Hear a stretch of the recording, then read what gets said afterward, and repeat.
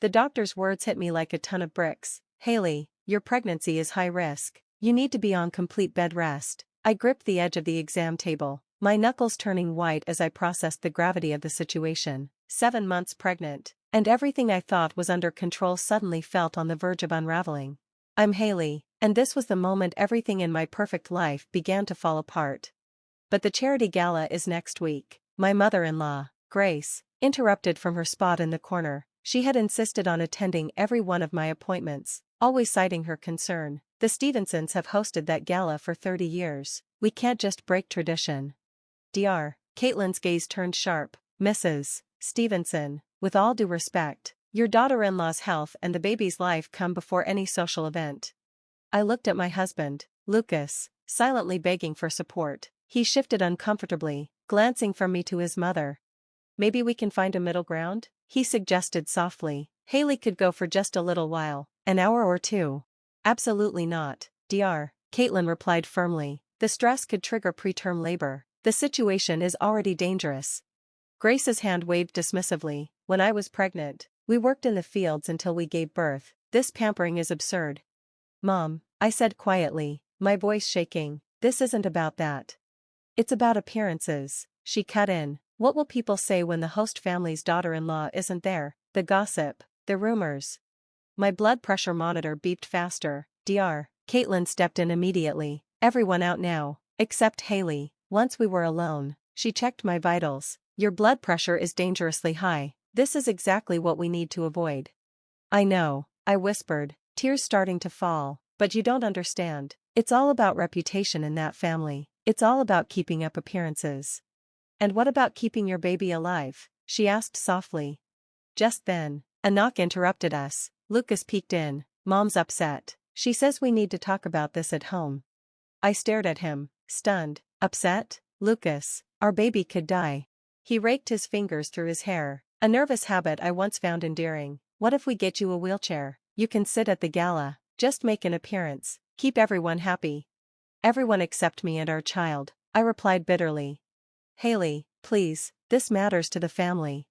Dr. Caitlin stepped in. Mr. Stevenson, your wife needs rest, not stress. As her doctor, I am officially ordering bed rest. Any deviation could lead to serious complications. Lucas's phone buzzed. He glanced at it, then at me. Mom's waiting in the car. She says we need to talk this through at home. Something inside me snapped. There's nothing to discuss. I'm staying with Tamara tonight. What? You can't. I turned to Dr. Caitlin. Can you help arrange transport to my friend's house? Lucas's face turned red. You're being unreasonable. This isn't just about you. Exactly, I said, voice steady despite the tension in my chest. It's about our baby, and since you won't protect us, I will. Mom will never forgive this, he warned. I met his gaze. And I'll never forgive you for forcing me to choose between our child's life and your mother's social calendar. He stood there, mouth open, as Dr. Caitlin called for a wheelchair. As the nurse helped me into it, I saw Grace's car through the window, with Lucas rushing to it like a loyal servant. Your friend Tamara? Dr. Caitlin asked gently. She's the one with the women's shelter?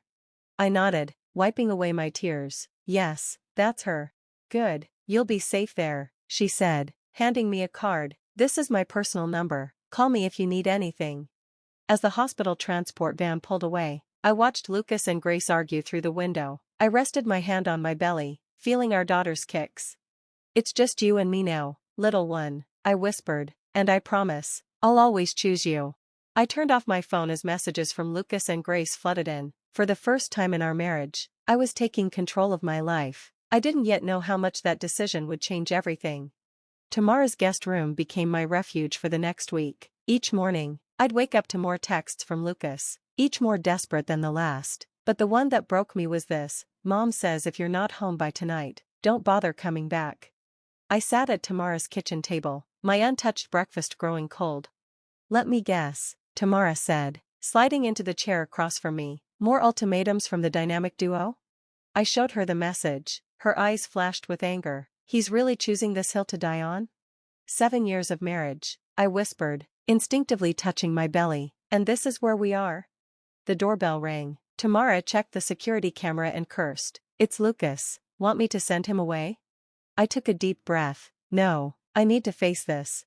The door opened, and Lucas rushed in. His usual pristine appearance was gone, replaced with wrinkled clothes and messy hair. Enough, Haley, he demanded. This is childish. Come home. Childish? I struggled to stand, my pregnancy making even simple movements a challenge. I'm trying to keep our baby alive, I said.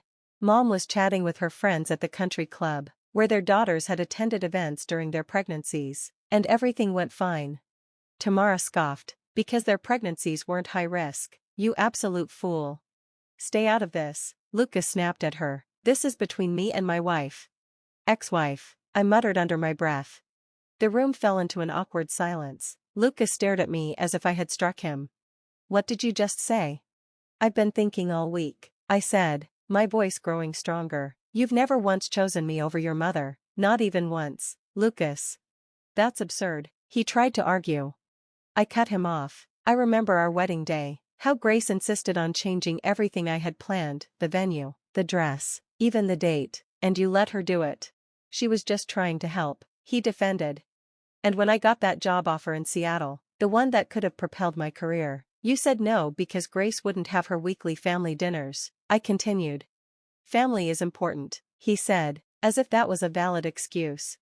Yes, it is, I shouted, feeling my baby kick, almost like she was agreeing with me, but I'm your family too, or at least, I was supposed to be. Tamara moved closer, her presence steady and grounding. The doctor said this pregnancy could cost me my life, I continued, tears streaming down my face, and all you care about is your mother's ridiculous gala. Mom says. I don't care what Mom says, my voice cracked. Our baby could die, Lucas, I could die, doesn't that mean anything to you?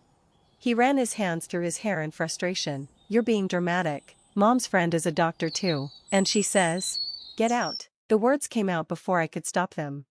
What? I said, get out. I removed my wedding ring and placed it on the table. I'm done competing with your mother for your loyalty. Haley, don't do this. His voice softened, switching to the persuasive tone he used when he wanted to get his way. Think about the baby. She needs both of us. She needs to be alive first. Tamara cut in, and right now, you're putting that at risk. Lucas's face hardened. Fine, stay here with your little friend, but when you come crawling back. I won't, I said firmly, I'm filing for divorce. The words hung in the air, heavy and final. Lucas's face shifted from shock to anger to disbelief. Mom will never allow this, he threatened. Your mother doesn't control me anymore, I replied, my voice steady, and neither do you. He stormed out, slamming the door so hard that the windows rattled. As soon as he left, my legs gave way. Tamara caught me before I hit the ground.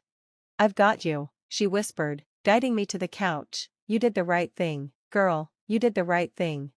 My phone buzzed again, Grace calling. I declined the call and blocked both of their numbers. What now? I asked, feeling a mix of fear and relief. Tamara squeezed my hand. Now we get you a lawyer, a tough one, and then we focus on bringing this little one into the world safely. I nodded, feeling my daughter move inside me. For the first time in years, I felt like I could finally breathe. You know they won't make this easy, I said. Tamara grinned. Good thing we don't do easy, we do right. As I sat there, one hand on my belly and the other still tingling from where I'd removed my ring, I realized this wasn't just the end of something, it was the start of something new. A terrifying, exhilarating beginning. Mommy, look, I made the tower super tall, I smiled at my 7-year-old daughter, Meline, as she proudly showed off her block creation in my office. 2 years had changed everything, including the scared pregnant woman I once was. Now, I was the CEO of one of the city's fastest-growing foundations. It's beautiful, sweetie, I said, just as Tamara burst through the door. We got it, she waved a tablet in the air. Forbes wants to feature us in their 40 under 40 list. They're calling us the guardians of high-risk mothers. Meline dropped her blocks and ran over to her favorite aunt. Auntie Tam, did you bring me candy? Better, Tamara said, pulling a small package from her bag. I brought you modeling clay, but only if you promise not to get it on Mommy's important papers this time. I promise. Meline grabbed the clay and went back to her play corner, a special area we set up when I realized running a foundation meant long hours in the office. You're spoiling her, I laughed. Says the woman who bought her a mini executive desk, Tamara teased. Connor, my mentor and board advisor, appeared in the doorway. Ladies, the investors are waiting in the conference room. How many this time? I asked, gathering my presentation materials. 5, all heavy hitters. He paused, then added, and Haley, there's something else you should know. My phone buzzed again. The name on the screen made my blood run cold. Grace Stevenson, I muttered. Speak of the devil, Tamara said, glancing at my screen. The message was short: Annual Family Foundation Gala next weekend. Your presence is requested. Meline should attend as well. Time to bury the hatchet. Delete it, Tamara suggested. They ignored you for 2 years. Why now? Connor cleared his throat. That might be my doing. The Business Journal ran that piece about our expansion, 3 new centers across the state, major funding, and now they want a piece of the action. Mommy? Meline asked, looking up from her clay. Is that about Grandma Grace? My heart clenched. Despite everything, I'd never badmouthed Lucas or his family to Meline. She only saw them twice a year, during supervised visits as part of our custody agreement. Yes, baby, she's having a party. Can we go? She always has chocolate fountains. Before I could respond, my assistant popped her head in. Sorry to interrupt, but Dr. Caitlin's here for the medical advisory meeting. Caitlin entered, still as calm and reassuring as she had been during my pregnancy. She'd become the foundation's lead medical advisor, helping other women with high-risk pregnancies. I saw Grace's car in the parking lot, she said without hesitation. What? Tamara and I said in unison. She's here, Caitlin confirmed. I instinctively moved toward Meline. Security stopped her at the front desk. Connor, standing nearby, assured me, should I have them send her away? I glanced at my daughter, content with her clay creations, and then at the foundation we'd built, a legacy of helping hundreds of women stand strong in situations just like mine. No, I decided, let her come up. It's time I show her what I've accomplished by leaving her control behind. Tamara gave my shoulder a reassuring squeeze. Want me to back you up? Always, I said firmly. I turned to Caitlin. Would you mind taking Meline to the break room for some ice cream? Ice cream? Meline cheered, already packing up her clay. A few minutes later, Grace entered my office. She was just as I remembered, perfectly groomed, designer clothes, and that all too familiar insincere smile. Haley, darling, she air-kissed in my direction. How corporate you've become. Grace, I remained seated at my desk. What brings you to our humble foundation? Can't a grandmother check on her family's well-being? She responded smoothly. You mean the family you tried to tear apart during the divorce? Tamara chimed in. Grace's smile tightened. That's ancient history. We're here to extend an olive branch. The gala would be the perfect place to announce our family's reconciliation, perhaps even a partnership between our foundations. Partnership? I laughed. Your foundation throws parties for the elite. We save lives. Times change, dear, she said with a practiced smile. Your success is impressive. Lucas always said you had potential. Speaking of Lucas, I asked, keeping my tone even, how is my ex-husband? A flicker of something flashed in Grace's eyes. He misses you. We all do. Meline needs her family united. Meline has all the family she needs. I stood up. Now, if you'll excuse me, I have investors waiting. Don't be hasty. Grace's voice grew harder. You might find that attending the gala could benefit everyone involved. Her words were a thinly veiled threat, but I smiled, recalling the scared woman I used to be. Send me the invitation, Grace, I'll think about it. As she left, Tamara whistled low. She's definitely up to something. Obviously, I agreed, but the question is, what? The answer would reveal itself soon, and it would change everything once again. The gala was just as I remembered, crystal chandeliers, champagne fountains, and enough fake smiles to fill an entire convention. Tamara stood beside me at the entrance, both of us in dresses that screamed success, not society perfection. Born ready, she whispered. I adjusted my midnight blue gown. Besides, Meline's at home with the sitter, so no emotional manipulation tonight. Grace spotted us immediately, swooping in like a well-groomed vulture. Haley, darling, you came, she said, turning to Tamara. Her smile was forced. And you brought your friend? Business partner, I corrected firmly, co-founder of the foundation you're so keen on. Yes, well, Grace linked her arm through mine, steering me away from Tamara. There's someone who's been eager to see you. Lucas stood by the bar, looking just as handsome as I remembered, though somehow smaller, less imposing. He turned, and for a brief moment, Genuine surprise flashed across his face. "Haley," he said softly, "you look amazing." "Success does that to a person," I replied, accepting a champagne flute from a passing waiter. "Your mother mentioned you wanted to see me." "I've been following your work," he said, stepping closer. "What you've built, it's incredible. Funny how that happened after I stopped letting people tell me what I couldn't do." He winced. "I deserve that. But, Haley, I've changed. Seeing you today, remembering what we had." "Grace," she interrupted smoothly, "why don't you show Haley the new garden terrace? The moonlight is simply magical tonight." I recognized the setup but followed anyway. Better to take control of the situation on my terms. The terrace was empty, with fairy lights sparkling overhead. Lucas leaned against the railing, loosening his tie. "Meline talks about you constantly after her visits," he said quietly. "She misses having both parents under one roof." "Don't," I snapped. "Don't use our daughter to manipulate me. It's not manipulation to want our family back together." He ran his hand through his hair. "I was wrong, okay? I see that now. Watching you build this amazing foundation, helping other women, I should have supported you back then. But you didn't. I want to make it right." He reached for my hand. I pulled it away. "We could be a power couple, Haley, your foundation, my family's connections." "There it is," I said bitterly, "the real reason for this reunion." "What, your mother didn't just randomly invite me?" "What's wrong, Lucas? Is family business in trouble?" His silence spoke volumes. "Haley," Grace's voice called as she joined us on the terrace, "I've been telling everyone about your wonderful foundation. So many of our friends are eager to collaborate." "Collaborate?" I raised an eyebrow. Grace's smile never wavered. "Now, darling, there's no need to be defensive. We're family." "No," I said coldly, "we're not. We stopped being family when you tried to take my daughter." If I hadn't given Lucas full custody, ancient history, Grace dismissed with a wave of her hand. "We all make mistakes in the heat of the moment. What matters now is moving forward, together." "Together?" Lucas repeated, reaching for my hand again. "For Meline," I said, stepping back and bumping into Tamara, who had quietly appeared behind me like a protective shadow. "Everything okay here?" Tamara asked, her voice firm, as if she already knew the answer. "Perfect timing," I replied. Grace and Lucas were just explaining how they'd like to use my foundation's success to rescue their struggling family business. Grace's perfect mask cracked for just a second. "That's one way of putting it," she admitted, "but it's accurate." Tamara pressed on. Lucas stepped forward. "Haley, please, we can make this work. If you say you still love me, I will dump this champagne on your expensive suit," I warned.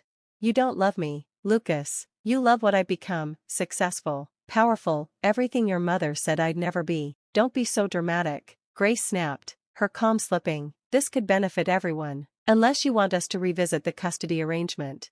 The old me would have crumbled at that threat, but I wasn't that person anymore. "Try it," I said with a smile. "My lawyers would be thrilled to present evidence of your past threats to the judge, not to mention the recordings from today's conversation." Tamara gave a subtle tap on her clutch, a quiet wink. Grace went pale. Lucas looked like he might faint. "Now, if you'll excuse me," I said, setting my champagne down, "I have a daughter to kiss goodnight. Feel free to keep the invitation to our next fundraiser. You can watch from the sidelines as I announce our expansion, without your help." As Tamara and I walked away, I heard Grace's harsh whisper, "Do something," but Lucas remained silent. As usual, some things never change, but I had, and that made all the difference. The morning after the gala, I found myself parked outside my old house, the one Lucas and I had shared. Meline's weekend visitation was starting in an hour, and something about last night's confrontation brought me here. My phone buzzed. "Tamara, tell me you're not sitting outside your old house, having a moment," she said when I answered. "How did you?" "Because I know you, and I just got some intel about the Stevensons you need to hear." "Can it wait? I need to drop Meline off. Their company is under investigation for fraud." I gripped the steering wheel tighter. "What?" "My contact at the SEC just called. Apparently, Grace has been cooking the books for years." Lucas either knew and helped, or he was too blind to see it. A tap on my window made me jump. Lucas was standing there, looking concerned. I rolled down the window. "Haley, everything okay? You've been sitting here for 20 minutes. "I'll call you back," I told Tamara. "Don't do anything I wouldn't do," she teased before hanging up. Lucas shifted uncomfortably. "If you're early for drop-off, you can come in, Mom's not here." despite my better judgment. I followed him inside. The house looked exactly the same, Grace's touch in every perfectly placed piece of furniture. "Coffee?" he offered. "Why didn't you tell me about the SEC investigation?" He froze, the coffee pot hovering in mid-pour. "How did you?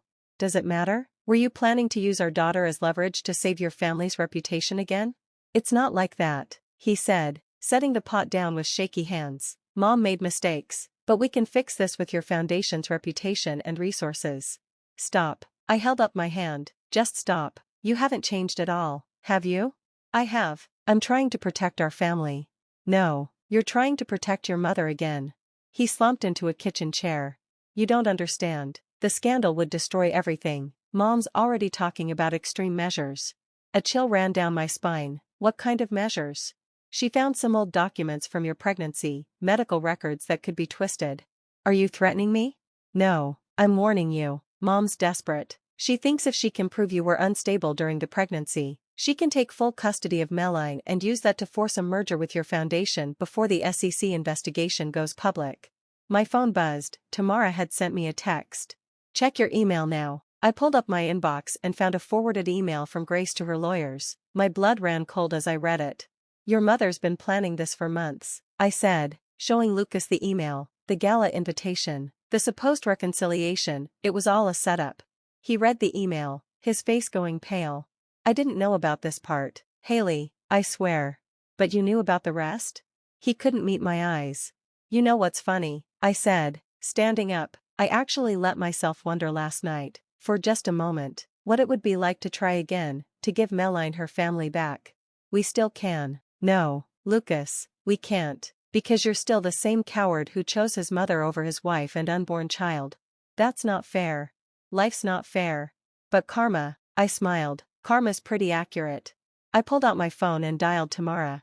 "Release the documents to the SEC, all of them." Lucas lunged for my phone. "What documents?" "The ones proving your mother's fraud, the real ones, not the doctored ones she's been showing investors." "Oh, and the recordings from last night where you both practically admitted to everything." "You can't," he whispered. "I can, and I will, this time. I'm choosing to protect my daughter from all of you." My phone buzzed again, Tamara confirming that the documents were sent. Within hours, the Stevenson family empire would begin to collapse. "Mom will fight back," Lucas warned. "She'll use those medical records." "You mean the ones Dr. Caitlin already testified are fake, those records?" The defeat on his face was almost pathetic. "I'll have my lawyer get in touch with you about adjusting the custody arrangement," I said, heading for the door. "Under the circumstances, I don't think unsupervised visits are suitable anymore." "Haley, please. Goodbye, Lucas. Tell your mother Karma says hello." As I walked back to my car, I felt a weight lift from my shoulders, lighter than I had in years. My phone buzzed one last time, a message from Grace. "You'll regret this." I smiled as I typed back, "No, Grace, for the first time in 7 years, I regret nothing." Sometimes, the best kind of revenge isn't about getting back at someone, it's about breaking free. And as I drove away from my old life for the last time, I realized that the real victory wasn't watching them fall, it was in choosing not to fall with them. The news spread faster than anyone could have predicted. By the evening, every major network was covering the story, prominent families' charity empire accused of massive fraud. I watched from my office as Grace's carefully crafted world crumbled on live television. "Mom," Meline's voice pulled me away from the screen. "Why is Grandma Grace crying on TV?" Before I could answer, the door to my office burst open. Grace stormed in, mascara streaking down her face, followed by an apologetic security guard. "I'm sorry, Miss Haley," she just pushed past. "It's fine, Tom," I said, turning to Meline. "Sweetie, could you go with Tom to get some hot chocolate?" Once they were out of earshot, Grace unleashed her fury. "How dare you, after everything we've done for you?" "Done for me?" I laughed. "You mean like threatening to take my daughter, falsifying medical records?" "You ungrateful little..." "Mom, stop," Lucas interjected, appearing in the doorway, looking disheveled. "This isn't helping." "Oh, look who finally decided to show up," I said. "Come to save mommy again?" "I came to talk sense into both of you." He shut the door behind him. "The SEC is freezing our assets. The foundation's reputation is ruined." "Your foundation," I corrected. "Mine is doing just fine." Grace collapsed into a chair, her designer outfit wrinkled for the first time in memory. We can still fix this if you just tell them it was all a misunderstanding. A misunderstanding, Dr. Caitlin's voice cut through as she entered. Like how you misunderstood medical ethics when you tried to forge my records. Grace's face went ashen. You? Yes, me. The doctor you tried to bribe to change Haley's medical history. Caitlin crossed her legs. I kept those emails. By the way, the FBI is really interested in you. The FBI, Lucas whispered. Cross state agents. I explained. Plus a total blackmail. Falsifying medical records. Should I go on? You're enjoying this, aren't you? Grace spat. Actually, no, I feel sorry for you. That gave her pause. You're so obsessed with control and appearances that you destroyed your own son's marriage, endangered your grandchild, and now you've lost everything. Anyway, I haven't lost everything, she said, reaching for Lucas's hand. I still have my son. Lucas pulled away. No, Mom, not this time. The shock on Grace's face was almost worth everything. What? I saw the emails, he said quietly. The ones where you planned to use Meline as leverage. My daughter, Mom, your own granddaughter. I was protecting our family name. No, Lucas's voice hardened. You were protecting yourself. And I let you hurt Haley, risk my child's life. All because I was too weak to stand up to you. Lucas, please. The FBI interviewed me this morning, he continued. I told them everything, about the fake charities, the money laundering, all of it. Grace lunged at him, but Caitlin stepped between them. Careful, assault charges won't help your case. You turned my own son against me, Grace hissed at me. No, I said, you did that yourself, just like you did everything else. A commotion outside caught our attention. Through the glass walls, we could see FBI agents talking to my security team. That would be for you, Caitlin said, looking at Grace. This isn't over, Grace threatened, but her voice trembled. Actually, it is. Lucas opened the door. Agents, she's in here. I watched as they led Grace away, reading her rights. She kept her head high, even in handcuffs. Lucas stayed behind, looking lost. Haley, I know it's too late, but I'm sorry for everything. You're right, I said, it is too late. Can I at least say goodbye to Meline? You can see her during supervised visits once this legal mess is sorted out. I softened slightly. She loves you, Lucas, don't make her pay for your mother's sins. He nodded, tears in his eyes. I really did love you, you know. I know, you just loved your mother more. After he left, Caitlin put a hand on my shoulder. You okay? Better than okay, I said, watching the TV still running the story. Think this will help other women stand up to controlling in-laws? If it doesn't, your foundation will. Meline peeked in, a hot chocolate mustache on her face. Is it safe to come back? I opened my arms wide, and she rushed into them. It's always safe with me, sweetheart. Always. Did Grandma Grace do something bad? I hugged her tighter, meeting Caitlin's reassuring glance over her head.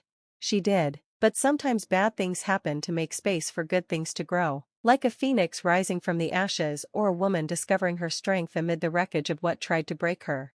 The atmosphere in the conference hall was electric. Our foundation's annual fundraising gala had sold out weeks ago, but this year, there was something different in the air. Maybe it was because Grace's trial had captivated national attention, or maybe it was because, in the last year alone, we had helped over 1,000 women stand up to toxic family dynamics. Ready for this? Tamara adjusted my microphone. Biggest crowd yet. Did you see who's in the front row? Connor asked, peeking through the curtain. I didn't need to look. Lucas and his lawyer, along with a reporter from the Times, no doubt hoping for a dramatic public forgiveness. They're in for a letdown. I smoothed down my red power suit, a bold contrast to the pastel shades Grace used to insist I wear. Dr. Caitlin rushed backstage. Just got word. Grace's sentencing is tomorrow. Perfect timing, Tamara grinned. Nothing like announcing our nationwide expansion just before your ex-mother-in-law goes to prison. The lights dimmed, and Connor gave my shoulder a reassuring squeeze. Showtime. I stepped onto the stage to thunderous applause. Spotting Lucas in the front row, I noticed how much he'd aged in just a few months. The trial had clearly taken its toll. 7 years ago, I began. I sat in a doctor's office, pregnant and terrified, while my mother-in-law pushed me to risk both my life and my babies for a charity gala. The room fell silent. That day, I had a choice: conform to someone else's expectations or stand up for myself and my child. I chose myself. I chose life. And from that choice, this foundation was born. Flashes from cameras filled the room. I noticed Lucas shift in his seat. Since then, we've helped over 1,000 women break free from controlling family situations. We've provided medical care, legal support, and most importantly, hope. But today, I'm not here to talk about the past. I'm here to talk about our future. I clicked the remote, and a map of the United States appeared behind me, with dots lighting up in major cities. Thanks to our incredible supporters and donors, we're opening 20 new centers across the country, each one staffed by professionals like Dr. Caitlin, who saved my life and my daughter's by standing up to family pressure. The crowd applauded, Caitlin wiping away tears backstage. But that's not all. Today, I'm proud to announce the launch of our Legal Defense Fund, designed specifically to help women fight custody battles against controlling in-laws who misuse grandparents' rights as weapons. Lucas shot up from his seat, but his lawyer quickly urged him to sit back down. Because sometimes, I continued, my voice unwavering, the greatest act of love is saying no to toxic family members who claim to love you. The audience erupted in applause. In the back, I caught a glimpse of Meline sitting with Tamara's sister, her face beaming with pride. My own story made headlines recently, not because it's unique, but because it finally had consequences. My ex-mother-in-law faces sentencing tomorrow for her crimes, but her true punishment is losing her family because of her own actions. I paused, locking eyes with Lucas. To every woman out there facing impossible choices, you are not alone. To every mother being told to sacrifice her health for the sake of appearances, your life matters. And to everyone who enabled that abuse by staying silent, your time of comfort is over. Lucas stood up and walked out. His lawyer followed, defeated. Today, we're not just announcing an expansion, we're declaring war on every Grace out there who believes they can control women through family manipulation, and we're winning. The standing ovation lasted 5 minutes. Afterward, during the reception, Meline ran up to me. Mom, did you see me? I didn't fall asleep once during your speech. I laughed and pulled her into a tight hug. That's my girl. Your father left early, Tamara said quietly. I know. I kissed Meline's head. He finally realized that money and manipulation won't fix this. Miss Haley? A young woman approached shyly. Your foundation helped my sister last year. She had a high-risk pregnancy, too, and her in-laws. How is she now? I asked. The woman smiled through her tears. She had twins last month. She named one of them Haley. More women gathered around, each sharing their own stories. They had all faced their own versions of Grace, their own Lucas, and each of them had found their strength. Connor appeared with champagne. To consequences, Tamara toasted. To choosing yourself, she added. Dr. Caitlin joined in. I looked at my daughter, my friends, and the room full of survivors. To all of us. Tomorrow, Grace would face a judge, but today, I faced my future, stronger, wiser, and surrounded by the family I chose. Sometimes, the best revenge isn't about getting even, it's about getting better, and we were just getting started. The morning sun poured through my office windows as I reviewed the final paperwork.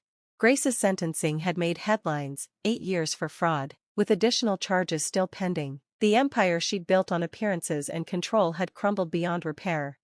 My phone buzzed, a message from Lucas. Can we talk in person? I hesitated, then replied. Foundation lobby, 15 minutes. Tamara peeked in. You sure about this?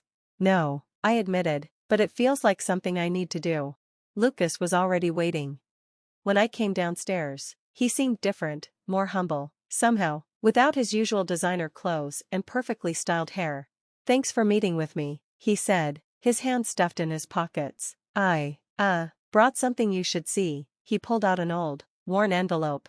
I found this while cleaning out Mom's study. It's from your first pregnancy.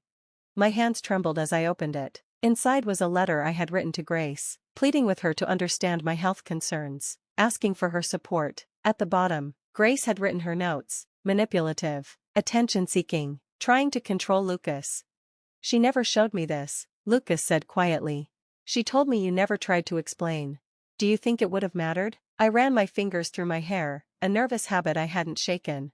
I'd like to think so, but honestly, probably not. I was too weak then, and now I'm trying to be the father Meline deserves. I sold Mom's house, liquidated everything. The money's going to pay back the people she defrauded.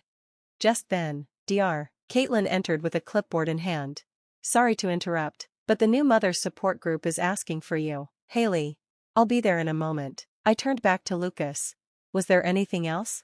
Well, yes. He straightened up. I want to donate what's left of my trust fund to the foundation, anonymously, no strings attached, no recognition, just trying to balance the karma. Before I could respond, excited voices filled the lobby. A group of pregnant women emerged from the support room. With a familiar face, one of the women whose sister had named her baby after me. Haley, she called out, my sister's here with the twins. Would you like to meet them? Lucas stepped back. I should go. Wait. I touched his arm. Would you like to see what your donation will support? He nodded and followed me into the room, where new mothers shared their stories of survival and strength. Each woman had faced her own challenges, her own version of grace, but all of them had chosen themselves and their children over the pressure of family expectations. This is what strength looks like, I said softly, not mansions or galas or perfect appearances, just women supporting each other. I see that now. Lucas's voice cracked. I'm sorry it took losing everything to understand. Sometimes, we have to lose who we were to become who we're meant to be. Just then, Meline burst into the room, fresh from her after-school program. Mom, I got an A on my science project about babies. She stopped short when she saw Lucas. Dad, are you here for the bad stuff again? No, sweetheart. He knelt down. I'm here to help, like your mom does. Tamara walked in with Connor and Dr. Caitlin. Board meeting in 5. We're finalizing the expansion details. Actually, Lucas stood up. I should get going. Thank you, Haley, for showing me what real family looks like. As he turned to leave, Meline grabbed his hand. Dad, will you come to my science fair next week? Mom says it's okay if you do. The hope in his eyes was clear. I'd love to. After he left, Tamara raised an eyebrow. You're really giving him another chance? Not in the way he wants, I said, watching him through the window, but maybe a better way, one where he can finally be the father he should have been. And Grace? She made her choices, now she's living with them. The room filled with more women, more stories, more triumph over adversity. This was my real legacy, not the revenge, not the karma, but the healing, the strength that comes from choosing yourself when the world tells you not to. Meline tugged on my hand. Mom, can we get ice cream with Dad after my science fair? We'll see, baby. I hugged her close. But first, want to help me welcome some new moms to our family? She beamed and immediately started grabbing the welcome packets we give to each new arrival. And in that moment, I knew this was what winning really looked like, not destroying your enemies, but building something so beautiful that their destruction becomes irrelevant. The foundation began as my revenge, it became my redemption, and somewhere along the way, it became my truth. Thanks for watching. See you again in the next video. Stay stunned.